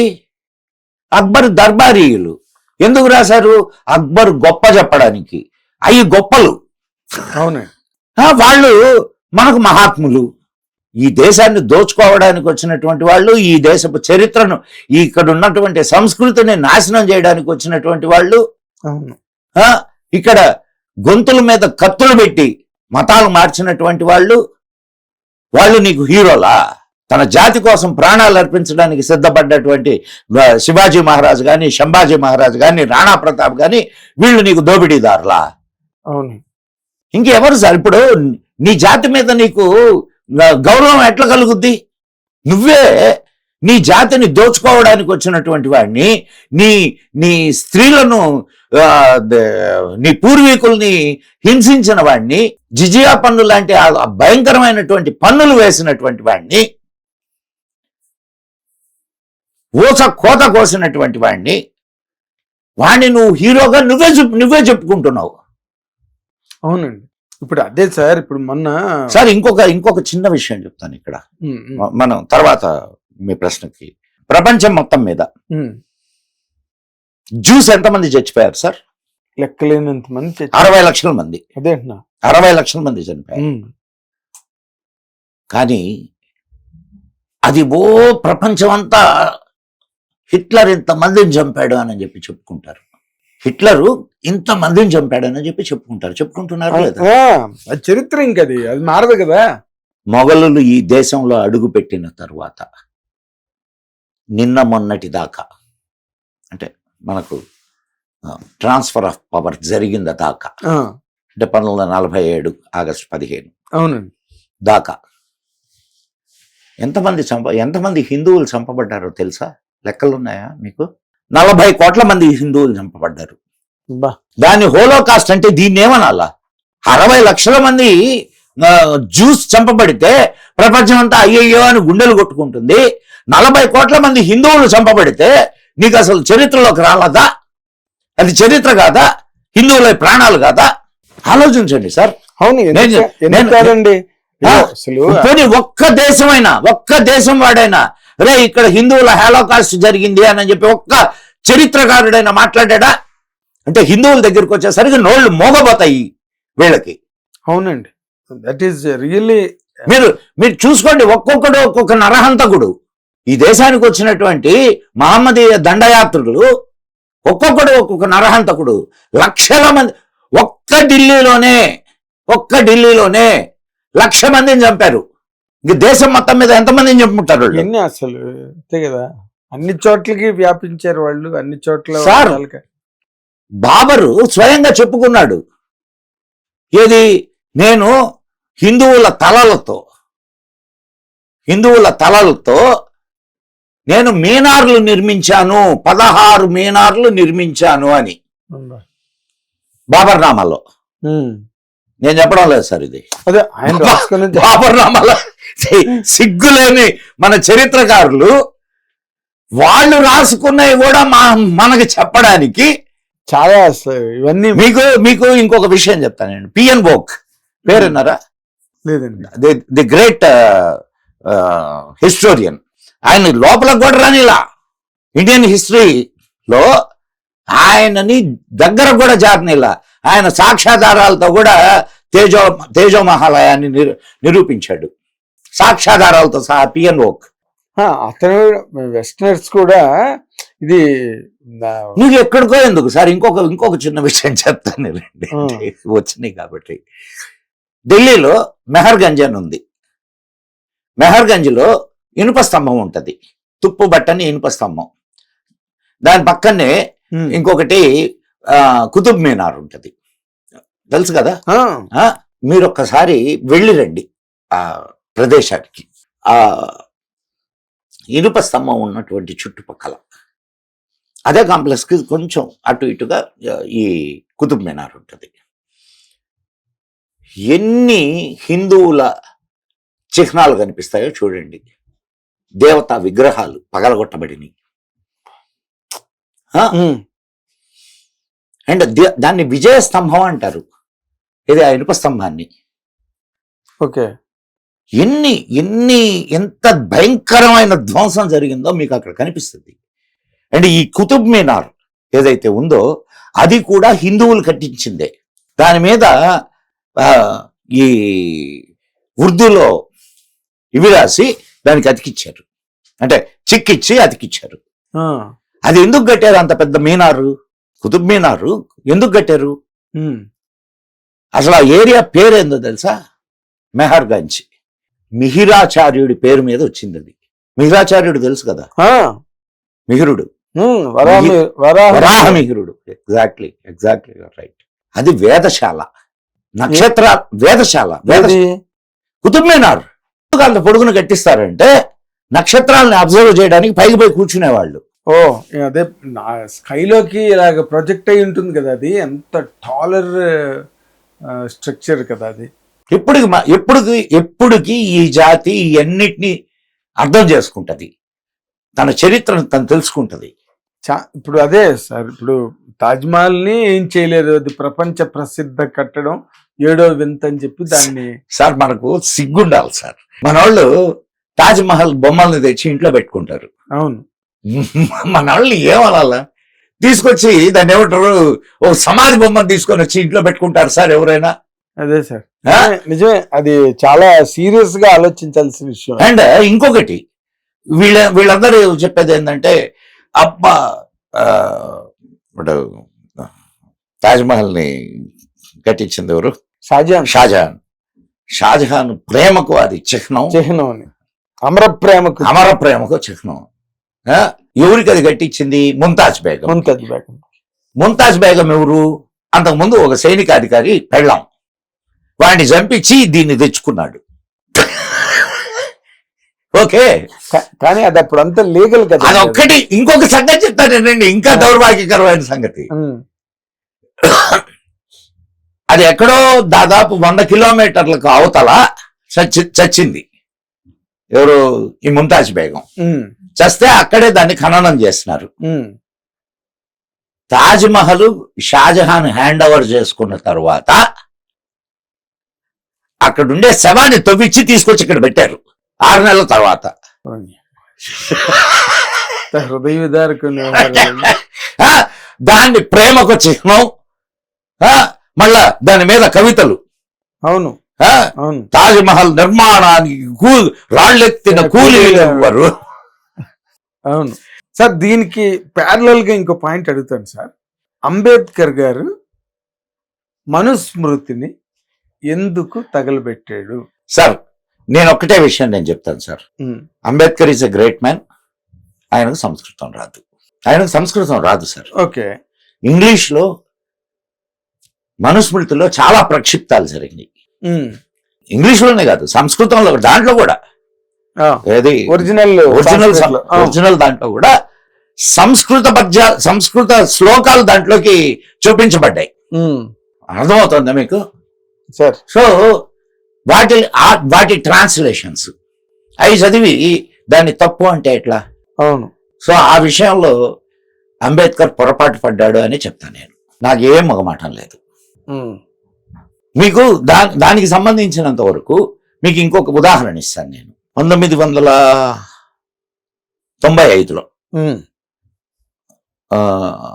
జైపూర్ హైకోర్టులో ఒక అదే లాయర్స్ బెంచ్ ఉంటుంది కదా, లాయర్స్ అసోసియేషన్ ఒక నిర్ణయం తీసుకుంది. బార్ అసోసియేషన్ అఫ్ కోర్స్ ఎంత బారుకుంటుందో తెలియదు. ఒక నిర్ణయం తీసుకుంది. ఆ నిర్ణయం ఏమిటంటే జైపూర్ కోర్టులో మొట్టమొదటి శాసనకర్త మనువు, మొట్టమొదటి రాజ్యాంగాన్ని రాసింది ఆయన సార్. అవును, కోడ్ ప్రపంచం ఒప్పుకుంటుంది. కోడ్. అవునండి, కరెక్ట్. ఓకే, మొట్టమొదటి రాజ్యాంగకర్త ఆయన. కాబట్టి ఆయన శిలా విగ్రహం ఇక్కడ ఉండాలి అని బార్ అసోసియేషన్ నిర్ణయం తీసుకుంది. దాంట్లో ఇమీడియట్ గా మన వాళ్ళు అందరూ ఉన్నారు కదా, సెక్యులర్ ముసుగులన్నీ, దాన్ని అడ్డుకుంటూ ఒక కేవియేట్ దాఖలు చేశారు. అంటే దాన్ని నిలుపు చేసింది కోర్టు. నిలుపు చేసి వాదనలు జరిగినాయి దాని మీద. 5 బెంచీల ధర్మాసనం జైపూర్ హైకోర్టులో ఈ వాదనలు విన్నది.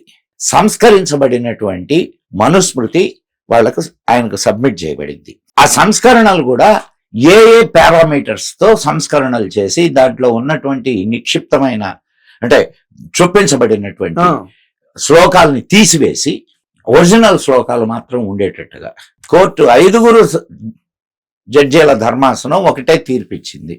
కోర్టు ఆవరణలో మనువు విగ్రహం పెట్టవచ్చు అని. ఇప్పుడు మీరు జైపూర్ హైకోర్టుకి వెళ్తే అక్కడ అద్భుతమైనటువంటి మను మహర్షి విగ్రహం మీ కళ్ళకు కనిపిస్తుంది. మనువుని ఒక దుర్మార్గుడుగా చిత్రీకరించారు సార్ ఈ ప్రక్షిప్త శ్లోకాలని ఇచ్చేసుకొని. అదే అది బేసిక్ గా దాన్ని మొదలెట్టిందే అంబేద్కర్ గారు కదా. తర్వాత ఆయన ఫాలోవర్స్ అందరూ కూడా దాన్ని ఫాలో కాదు మీరు అంబేద్కర్ ని తప్పు పట్టకండి. నేను కాదు Ambedkar influenced by the Britishers. మీకు వేదాలని తెలుగులోకి రాశారు, అదే ఇంగ్లీష్ లోకి అనువదించారు కదా. అవును. ఎవరు? మ్యాక్స్ ముల్లరే కదా. అవునండి. సరే, కృష్ణ యజుర్వేదం, దాన్ని మీరు ఇంగ్లీష్ లో ఏమని చెప్తారు?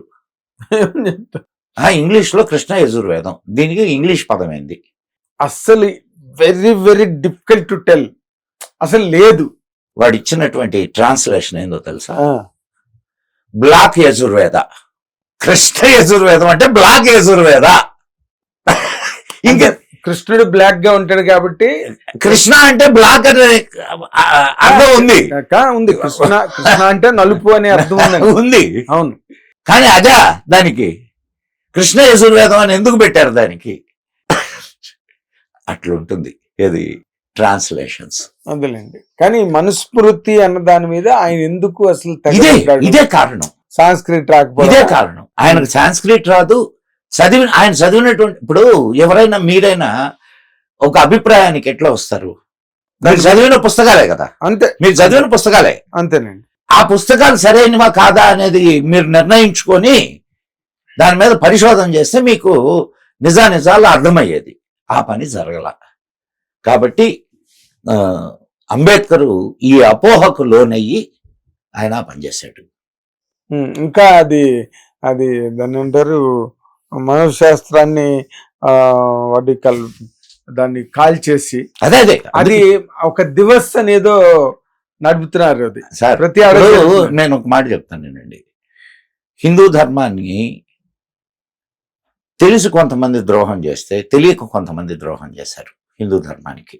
ఆయన అంబేద్కర్ ఎంత గొప్పవాడు అంటే he don't want to go in to the foreign religions like Christianity and Islam. But బౌద్ధం కూడా it is not the native religion కదండి. ఎవరు చెప్పారు మనకి ఇండియాలో? ఎందుకు సార్ మీరు ఇంత మాట అన్నారు? సార్ మన ధర్మం సార్ బౌద్ధం మన ధర్మాల్లో నుంచి వచ్చింది సార్. అది సరే, వేద ధర్మంలో నుంచి వచ్చింది. వేద ధర్మాన్ని బుద్ధుడు అడాప్ట్ చేసి నేను దాన్ని కాదంటలే సార్. బట్ మనకి హిందూయిజం ఉన్నది ఇక్కడ ఈ దేశంలో. హిందూయిజం ఉన్నప్పుడు ఇప్పుడు Buddhism again sir. Buddhism is a religion. Hinduism is not religion. It's walk of life అనుకోండి. ఇట్స్ ధర్మ. ఇట్స్ ఎ ధర్మ.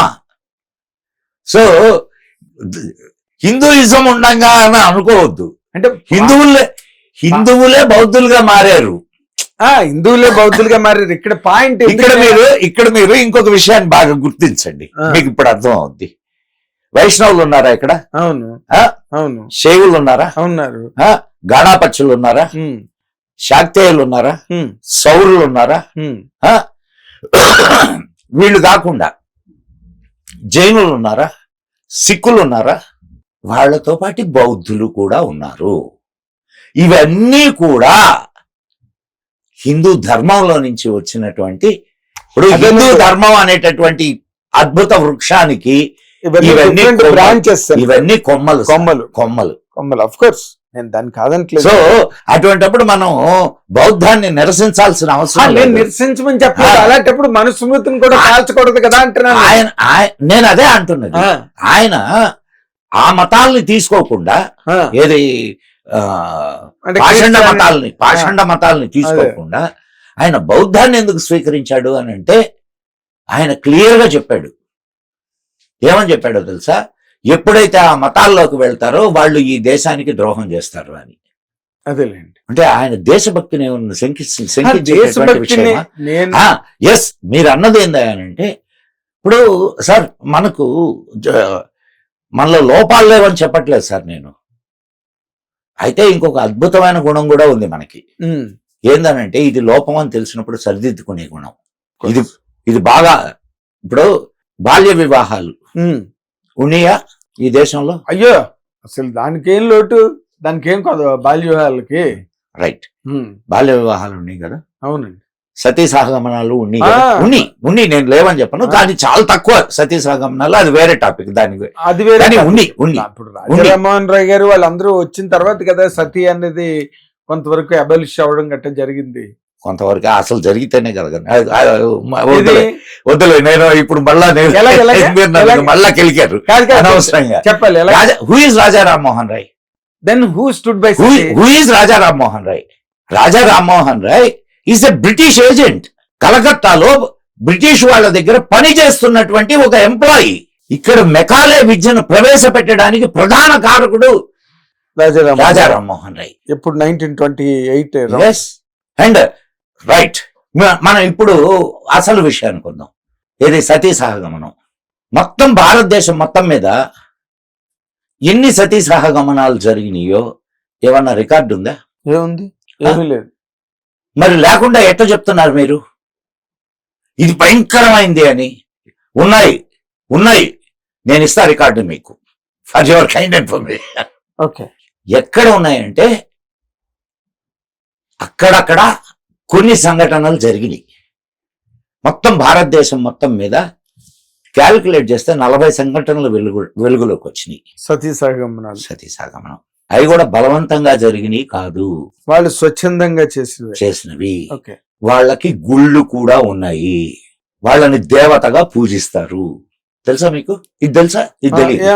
చదివాను, ఐ రెడ్ ఇట్. కదా. మన ఆంధ్రాలో నాకు తెలిసింది ఇంకా ఉన్నాయేమో తెలియదు కానీ నాకు తెలిసినవి ఒక 2 ఉన్నాయి. ఎప్పుడైనా విన్నారా? లేదండి. సరే, వెంగమాంబ అనే పేరు విన్నారా? తరిగొండ కాదు, తరిగొండ వెంగమాంబ కాదు. తరిగొండ వెంగమాంబ అన్నమాచార్యుడి సమకాలీన వాళ్ళ ఇది. వెంగమాంబ అని మీరు బయట చూస్తే Vengamamba lorry service, Vengamamba services అట్లా చాలా కనిపిస్తాయి. అవునండి, అవును. ఆ వెంగమాంబ తరిగొండ వెంగమాంబ కాదు. ఓకే. నెల్లూరు జిల్లాలో నర్రవాడ అని ఒక గ్రామం ఉంది. ఆ గ్రామంలో సతీ సహగమనం చేసినటువంటి ఒక తల్లి పేరు వెంగమాంబ. అక్కడ వెంగమాంబకు గుడి ఉంది. వాళ్ళు ఆ అమ్మ కమ్మ వాళ్ళ ఆడపడుచు. ఓకే. చాలా పెద్ద ఉత్సవాలు జరుగుతాయి ప్రతి సంవత్సరం. ఆ అమ్మ పేరుతో ఉండే స్కూల్లోనే నేను చదువుకున్నాను 10th క్లాస్. సో ఒకటి. తర్వాత నెల్లూరులో మా తాతగారింటి ఎదురుగ్గానే పేరంటాళ్ళమ్మ టెంపుల్ అని ఉంది. ఆ అమ్మ కూడా సతీ సాగమనం చేసినటువంటి తల్లి.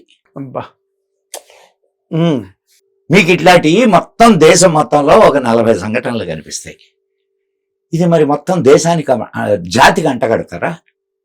అది దురాచారమే. అది సదాచారం అని చెప్పట్లేదు సార్. 40 సంఘటనలు జరిగినా, 4 సంఘటనలు జరిగినా దురాచారమే. ఒక్కటి జరిగినా దురాచారమే. డిటెస్టబుల్. దురాచారమే. అవునండి. కానీ ఈ జాతి అంతా అటువంటి దురాచారాలతో నిండి ఉంది అని చెప్పడం వెనక కుట్ర అర్థమైందా? అవును. రైట్. ఇప్పుడు ఇంకొక యాంగిల్ చెప్తానండి. ఇది సో ఇది తప్పు. బాల్య వివాహం తప్పు. బాల్య వివాహాలు ఎట్లా జరిగాయి సార్? ఎందుకు జరిగినాయి సార్? భారతదేశంలో తురకలు వచ్చిన తర్వాత జరిగినాయి. అవును, అది కరెక్ట్. అవును, ఒప్పుకుంటావా? నేను చదివానండి. ఇప్పుడు తురకల రాజ్యం లేదు. ఇప్పుడు జరుగుతున్నాయా బాల్య వివాహాలు? ఇప్పుడు లేవుగా. ఇప్పుడు జరుగుతున్నాయా సతీ సాగమనాలు? లేవు. మీరు రిఫర్ చేస్తున్న పాయింట్ నాకు అర్థమైంది సార్. అంటే ఈ జాతిలో ఉన్న సద్గుణం ఏంటంటే ఇది దురాచారము అని తెలిసిన తరువాత తనను తాను సరిదిద్దుకోవడానికి వెనకాడదు. అంతేగా. మీరు ఇస్లాం తీసుకోండి, లేదా క్రిస్టియానిటీ తీసుకోండి, ఎన్ని దురాచారాలు ఉన్నాయి. ఇప్పుడు అంటే మళ్ళీ మనకి పెద్ద ప్రార్థాంత. కానీ are they ready to reform their religion? No. ఇదే అని కాదు, ఏదైనా కానీ వాళ్ళు రిఫార్మ్ చేసుకోవడానికి సిద్ధంగా ఉన్నారా? లేరు. మరి ఆ విషయంలో హిందూ ధర్మం గొప్పది కాదు? 100%. అంటే ఈ విషయంలో ఈ కారణంగా ఇప్పుడు మళ్ళీ మనం ఒక మత గ్రంథమే గొప్పది, తక్కువ మత గ్రంథాలన్నీ అని మనం అనగలమా? అనగలం. ఎందుకంటే డిబేట్ కూర్చున్నప్పుడు తెలుస్తుంది ఏ మత గ్రంథం గొప్పది అనేది. అది ఓకే. ఇప్పుడు ఇక్కడ నేను అంటున్నది ఏంటంటే sir, this Indian culture, Indian ధర్మ అండ్ సనాతన ధర్మ చాలా విశాల దృక్పథం కలిగినటువంటి ధర్మం సార్ ఇది. సార్ ఇదే సంకుచితమైన ధర్మం అయితే, ఇదే సంకుచితమైన ధర్మం అనుకుందాం, ఈ దేశంలో క్రిస్టియన్లు ముస్లింలు అడుగు పెట్టగలిగే వాళ్ళ సార్? అస్సలు ప్రశ్న లేదండి. ప్రశ్న లేదు. మన వాళ్ళది చాలా లిబరల్ మైండ్, చాలా లిబరల్ లివింగ్, ఇవన్నీ వాటి వల్లే they could really make an entry into the country. And not the only entry in the country, they rule the country. They are వాళ్ళు వ్యాపిస్తున్నారు. అవును. ఇప్పుడు మీకు రాను మీకు ముస్లిం పాపులేషన్ పెరిగి హిందూ పాపులేషన్ పడిపోతుంది రోజు రోజుకి అని చెప్పి కొంతమంది they are shouting at the height of their voice. Of course అట్లా ఏం జరగవు. చాలా జరిగే మధ్యలో అంటే కొన్ని చాలా జరిగే వ్యవహారాలు ఉన్నాయి, చాలా జరిగేటటువంటి అవకాశాలు ఉన్నాయి. ప్రకృతి ఎప్పుడు ఒకదాన్ని గుర్తుపెట్టుకోండి సార్, ప్రకృతి ఒక సమతౌల్యాన్ని కోరుకుంటుంది, ఇచ్చేస్తుంది. అవును. ఆ సమతౌల్యం దెబ్బతిన్నప్పుడు నువ్వు ఎంత జనాభా ఉన్నా, అవును సార్, ఎంత జనాభా ఉన్నా. కాబట్టి దాని గురించి మనం ఆలోచించాల్సిన పని లేదు, నియంత్రించాల్సిన ప్రకృతి ఆలోచిస్తుంది. అంతే అంతే. వాళ్ళు అతను చెప్పినట్టు అదే మీరు పర్ఫెక్ట్ పాయింట్నే రెఫర్ చేశారుగా. And thank you so much Gupta garu, because అవతల హిస్టరీ కానీ ప్రజెంట్ విషయాలు మీద it's a fantastic really discourse with you. And we really I wish మళ్ళీ ఇంకోసారి మనం కూర్చోవాలి. తప్పకుండా సార్ జాగ్రత్తగా మనం విశ్లేషించుకుంటూ వెళ్తే అసలు నిజమైంది ఏంటి, అబద్ధమైంది ఏంటి అనేది ఈజీగా తెలిసిపోతుంది. ఈజీగా అంటే అందరికీ sir, everybody is aware of what is happening sir. And అప్పుడు ఏం జరిగిందో కూడా అప్పుడప్పుడు చూచావాచాక అన్ని విషయాలు తెలిసిన. మొన్న పవన్ కళ్యాణ్ గారు ఆ సినిమా తీస్తే ఆవిడెవరో దుమ్మెత్తిపోస్తుంది, ఏమని ఇష్టం వచ్చినట్టు తీశారు అసలు. అప్పుడు సార్ మొన్న నేను వేరే ఒక స్టూడియోకి వెళ్తే ఆ స్టూడియోలో ఉండే కుర్రాళ్ళు అంటున్నారు, సార్ మీరు ఆ సినిమా చూసారా అని. ఇది హరిహర వీరమల్లు చూసారా? లేదయ్యా చూడలేదా. సార్ మీరు ఏ విషయాలు అయితే చెప్తున్నారో అయ్యే విషయాలు ఆ సినిమాలో ఉన్నాయి సార్, అంతా మిమ్మల్ని కాపీ చేసినట్టున్నారు సార్ అని. అంటే అవి నన్ను కాపీ చేసినవి కదయ్యా, అవి నిజాలు, తెలిసినటువంటి నిజాలు. కాకపోతే మేము ముందు నుంచి చెప్తూ వస్తున్నాం, అవి ఎవరు వినలేదు. అందుకే ఆయన దానికి ఒక కథారూపాన్ని కల్పించాడు, చెప్పాడు. కాబట్టి అది బాగా ప్రచారం అయింది. మేము కోరుకునేది కూడా అదే ఆయన చేశాడు, తప్పే ఉందయ్యా అని అన్నా. Really great, sir, for all your liberal mind and a wider understanding about things, about the history and the present contemporary issues and everything. We wish, sir, మళ్ళీ ఇంకోసారి తప్పకుండా. Thank you. నమస్తే సార్. ఇది గుప్తా తారక్. జై హింద్, జై మా భారతి. జయ ఆయన విజ్ఞాన సరస్సు ఇది. మళ్ళీ ఇంకోసారి గుప్తా గారితో కూర్చొని మరిన్ని విషయాలు చర్చిద్దాం. అంతవరకు watch and enjoy hit TV. Thank you. Hit TV app, ఇందులో short news, live news, entertainment shows, movies, digital magazines తో పాటు మీ జిల్లా వార్తలను కూడా ఫ్రీగా చూడొచ్చు. ఇంకెందుకు ఆలస్యం, వెంటనే హిట్ టీవీ యాప్ ని డౌన్లోడ్ చేసుకుని ఫ్రీగా ఎంటర్టైన్మెంట్ పొందండి. Hit TV app. Hit TV app. Please download hit TV app. Hit TV app ని ఫ్రీగా డౌన్లోడ్ చేసుకుని ఎంజాయ్ చేయండి. మీకు నచ్చిన ఎంటర్టైన్మెంట్ కోసం హిట్ టీవీ యాప్ ని ఫ్రీగా డౌన్లోడ్ చేసుకుని ఎంజాయ్ చేయండి. హిట్ టీవీ యాప్ ని డౌన్లోడ్ చేసుకుని ఆస్వాదించండి, ఆశీర్వదించండి. ఇంతమంది సెలబ్రిటీలు హిట్ టీవీ యాప్ ని డౌన్లోడ్ చేసుకోండి అని చెప్తున్నారంటే ఎంత మంచి యాప్ ఆలోచించండి. అమెరికాలో చదవాలనుకునే వాళ్ళకి విశ్వసనీయమైన పేరు మన శౌర్య కన్సల్టెన్సీ. UK లో 1 year masters, UK లో 1 year masters, 2 years work permit up to 5 years visa. Contact Saurya Consultancy. Contact 89851 89851.